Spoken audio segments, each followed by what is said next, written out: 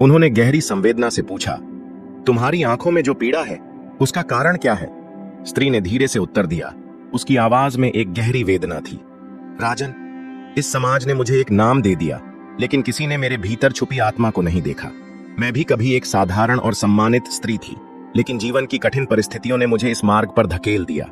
मेरे जीवन की कहानी कोई जानना नहीं चाहता, क्योंकि सभी ने मुझे मेरे पेशे से परिभाषित कर दिया है।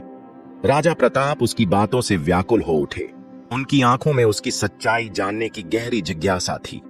उन्होंने निश्चय किया कि वे उसके जीवन की गहराइयों में उतरेंगे और उसकी पीड़ा को समझने का प्रयास करेंगे। राजा ने अपने वास्तविक परिचय को गुप्त रखा और अगली रात फिर से उसी गली में गए।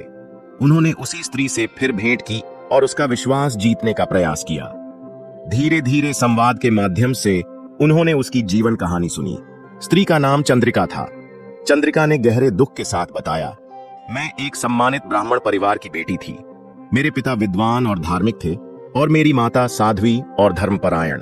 बचपन सुख और संस्कारों में बीता, लेकिन दुर्भाग्य ने मेरे जीवन को घेर लिया। मेरे माता पिता का असमय देहांत हो गया और मैं अनाथ हो गई।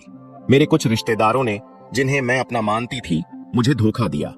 लालच और स्वार्थ के कारण उन्होंने मुझे इस अंधेरी दुनिया में धकेल दिया।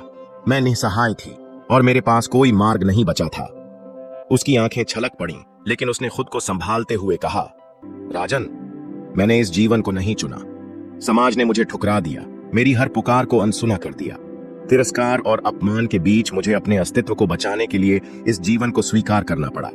मैं इस बंधन से मुक्त होना चाहती हूँ, लेकिन इस समाज में मेरे लिए कोई स्थान नहीं है।